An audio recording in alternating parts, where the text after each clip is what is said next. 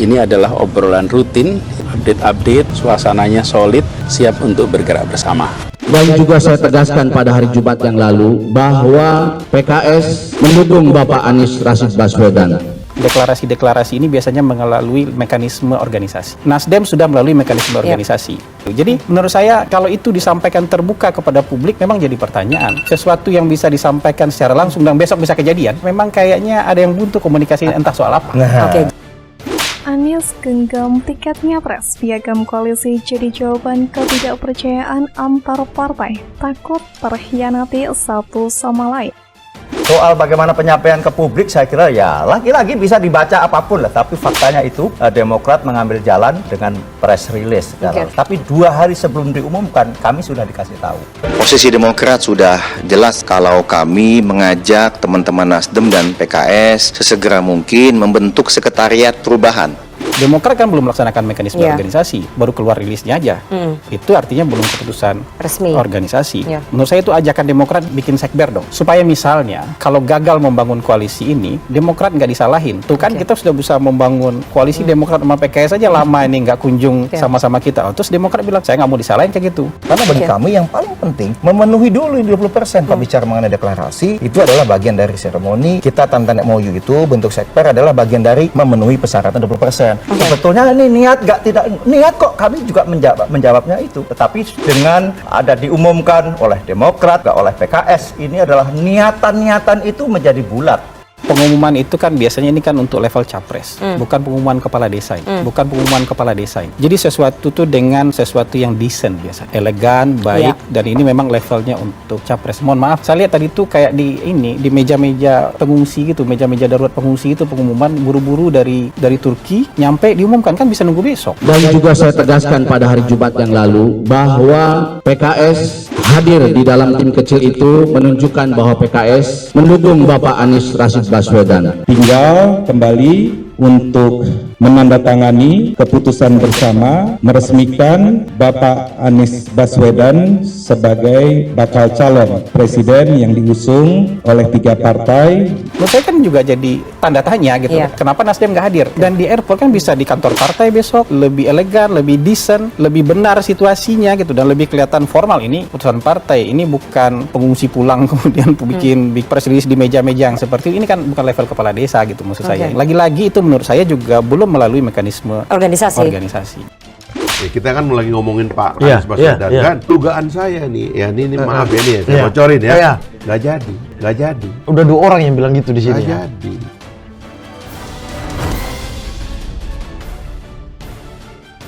Untuk memastikan dukungan terhadap Anies Baswedan tetap solid dari Nasdem, PKS dan Demokrat ke depan tentu akan dibuat kesepakatan saat deklarasi. Kesepakatan itu dikatakan oleh Sudirman semacam piagam koalisi, piagam sekaligus berguna untuk mencegah partai-partai dalam koalisi perubahan kelak bermanuver atau merubah arah dukungan.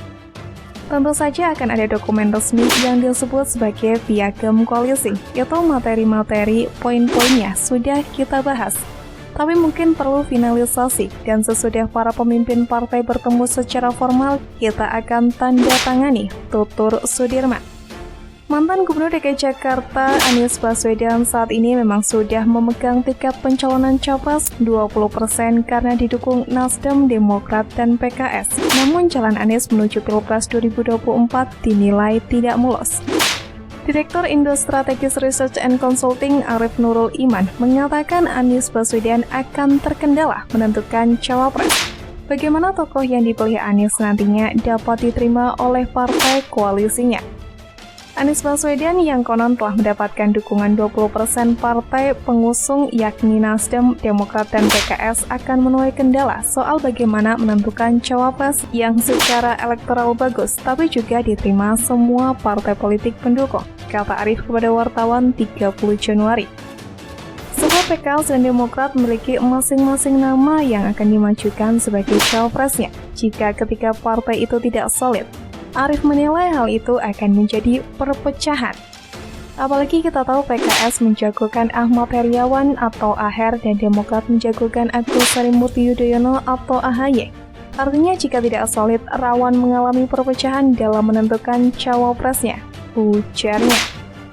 Secara keras, Arief menilai duet Anies AHY ataupun Anies Aher memiliki kelebihan dan kekurangan masing-masing.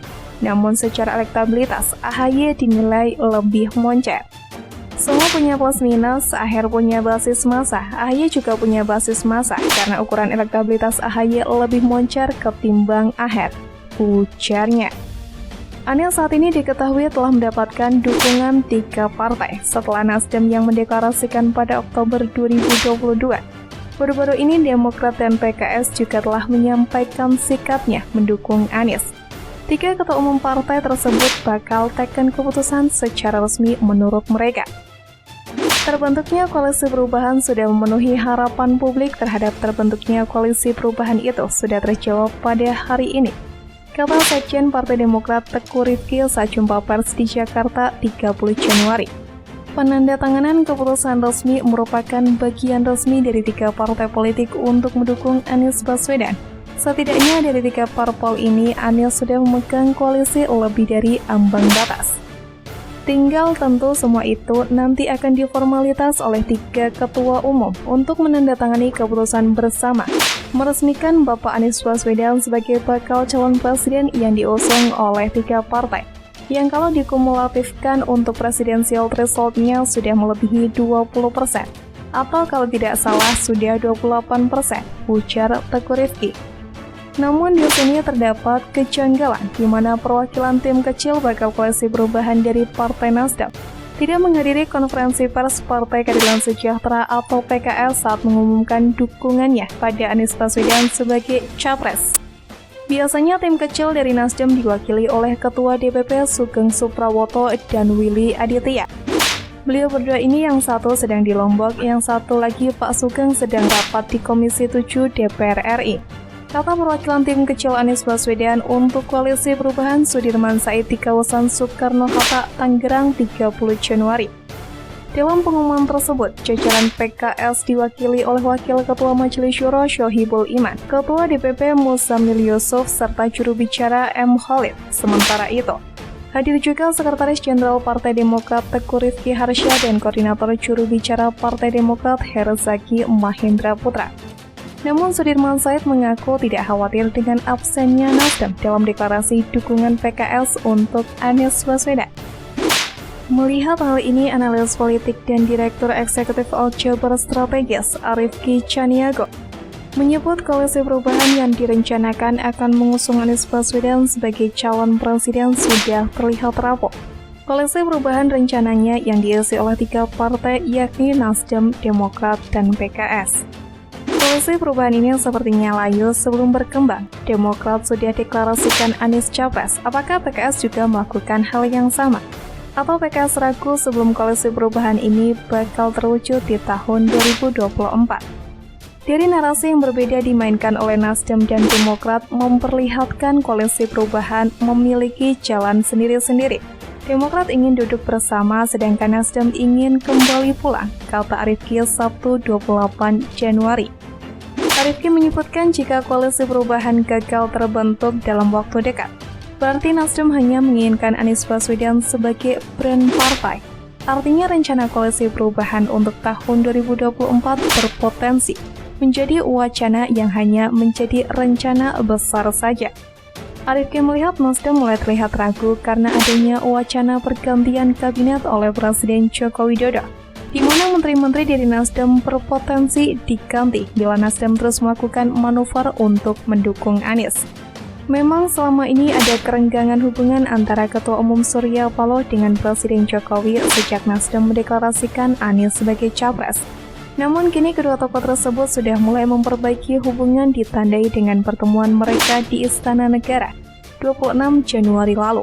Arifki menilai, bisa saja Surya Paloh kembali ke pangkuan Presiden Jokowi dan mengamankan kursi menteri dari Nasdem yang ada di kabinet saat ini.